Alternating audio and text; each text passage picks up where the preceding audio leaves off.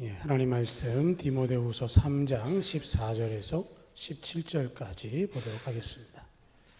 디모데후서 3장 14절에서 17절까지 신약성경 346페이지 말씀입니다. 14절에서 17절입니다. 그러나 너는 배우고 확신한 일에 거하라. 너는 네가 누구에게서 배운 것을 알며 또 어려서부터 성경을 알았나니 성경은 능히 너로 하여금 그리스도 예수 안에 믿음으로 말미암아 구원에 이르는 지혜가 있게 하느니라. 모든 성경은 하나님의 감동으로 된 것으로 교훈과 책망과 바르게 함과 의로 교육하기 유익하니 이는 하나님의 사람 온전하게 하며 모든 선한 일 행할 능력을 갖추게 하려 함이라. 아멘. 우리가 10월 마지막 주 종교개혁 주일에 마틴 루터의 종교개혁 슬로건을 여러 가지 이야기했는데요. 그 가운데 가장 우선된 슬로건이 오직 성경입니다. 이런 이유는 그때 중세 가톨릭 교회가 성경보다는 교회의 전통 혹은 교황 무호서를 주장하면서 교황의 말을 더 중요시했기 때문에 성경에 없는 것을 이야기하지 말아라. 성경으로 모든 것을 해석하고 풀어야 된다라고 주장하기 위해서 그것을 이제 드러냈던 것이고요. 그래서 그 당시에 선행, 고행, 또 면벌부나 면죄부 이런 것들은 성경이 없다. 그래서 성경이 교회보다 우선한다라고 하는 것을 주장을 하게 됐는데요. 가톨릭 교회에서는 반대로 주장을 했습니다. 교회가 성경보다 먼저 있었고 성경을 정한 것도 교회고 성경이 없다 할지라도 교회가 있기 때문에 그 교회가 더 우선시되고 성경은 그것에 비하면 후순위에 들어간다라고 주장을 했습니다. 그래서 성경을 따르고 믿는다고 하지만 성경을 정한 교회를 믿지 않기 때문에 개신교는 잘못된 거다라고 하는 것이 중세 가톨릭의 주장이었고요. 거기에 대해서 마틴 루터의 주장과 같이 우리들은 오직 성경은 하나님 감동으로 된 것이고 교회가 정한 것이 아니라 하나님께 성령으로 감동해서 정해졌다라고 이야기하면서 교황도 인간이다라는 것을 이제 이야기한 것이죠. 그래서 이런 것 때문에 서로 간에 이제 그 논쟁도 있었고 신앙적인 불편함도 있었는데요. 중세 가톨릭은 많은 실수와 잘못된 것들이 있었습니다.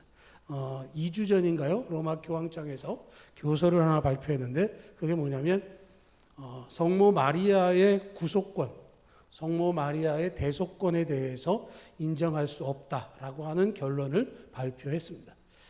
그 전까지는 성모 마리아의 대속권을 주장한 것이 요한복음 2장에 나와 있는 가나 혼인잔치를 빌미로 주장을 했습니다. 가나 혼인잔치를 보면 예수님께 뭐라고 얘기하죠? 이 집에 포도주가 떨어졌다.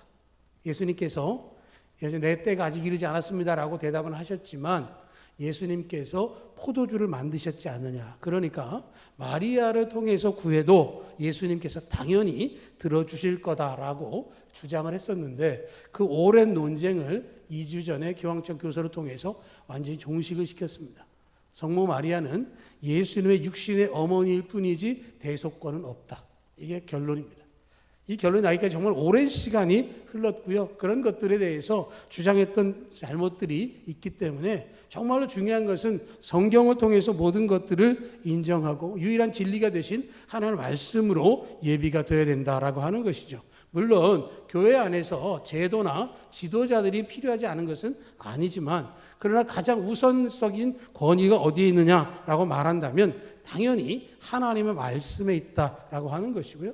오늘 본문에 있는 것처럼 모든 성경은 하나님의 감동으로 된 것이다 라고 이야기를 합니다. 신구약 66권이고요. 성경을 쓴 사람은 약 40명에 달하고 거기에 직업은 왕도 있고 선지자도 있고 목동도 있고 농부도 있고 세리도 있고 의사도 있고 어부도 있습니다. 서로 다른 시대 또 다른 문화 속에서 그 글을 기록을 했는데 1600여 년에 걸쳐 쓰인 성경의 목적과 방향성과 원리와 철학이 동일하게 하나를 지향하고 있는 것이죠.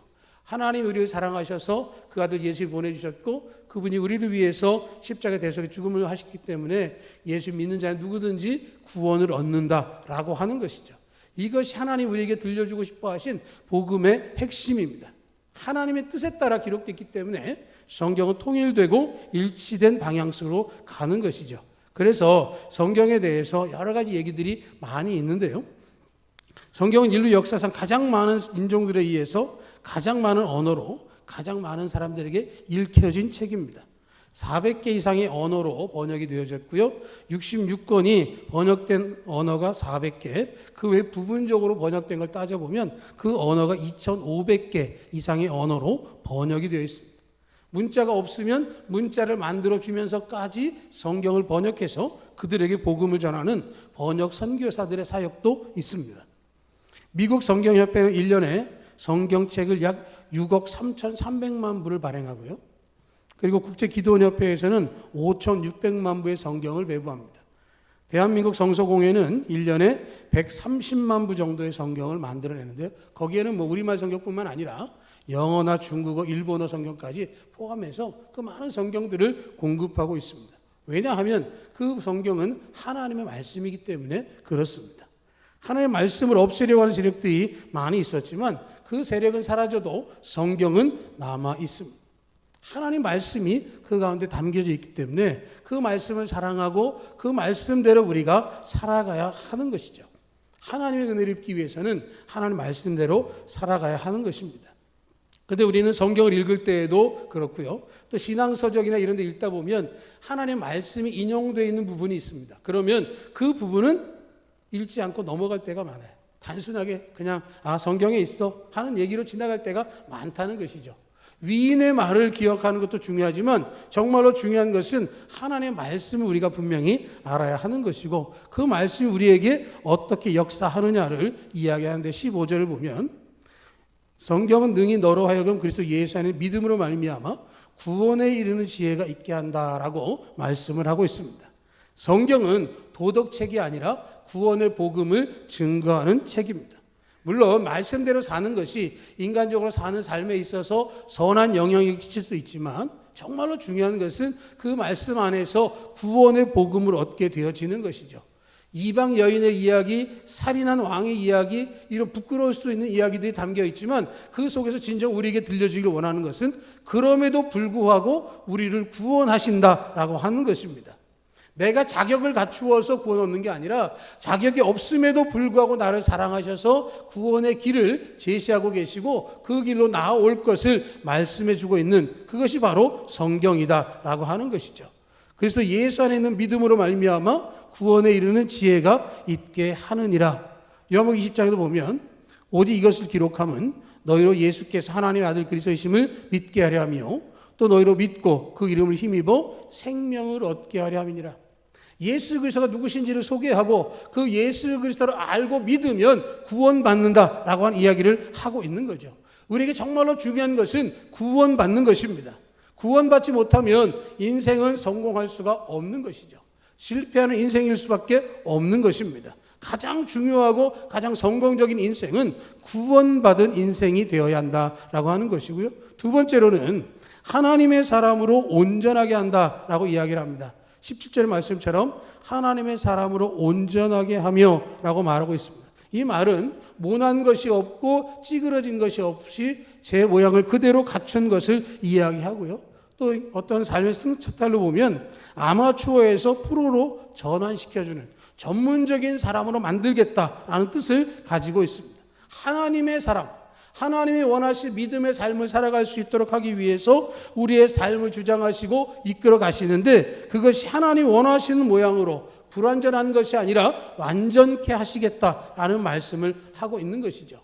누군가가 누구를 통해서 결과를 얻고자 할 때에 온전하게 이루어지지 아니하면 그 일을 진행한 사람이 욕을 먹습니다. 이런 일들이 없지 않고 많이 있는데 우리가 하나님께 영광을 돌리기 위해서는 우리도 온전한 하나님의 사람이 되어야 된다라고 하는 것이죠. 시편 119편을 보면 97절 100절에 이렇게 이야기합니다. 세 번역에 보면 내가 주의 법을 얼마나 사랑하는지 온종일 그것만을 깊이 생각합니다. 주의 계명이 언제나 나와 함께 있으므로 그 계명으로 주께서는 나를 내 원수들보다 더 지혜롭게 해 주십니다. 내가 주의 교훈을 늘 생각하므로 내가 내 스승들보다 더 명석해졌습니다. 내가 주의 법도를 따름으로 노인들보다 더 슬기로워졌습니다. 라고 이야기를 합니다. 말씀을 깊이 묵상하고 매일 함께하는 동안에 그 말씀을 통해서 지혜롭게 해주시고 명석하게 해주시고 슬기로운 사람으로 만들어 주신다라고 이야기를 하는 것이죠.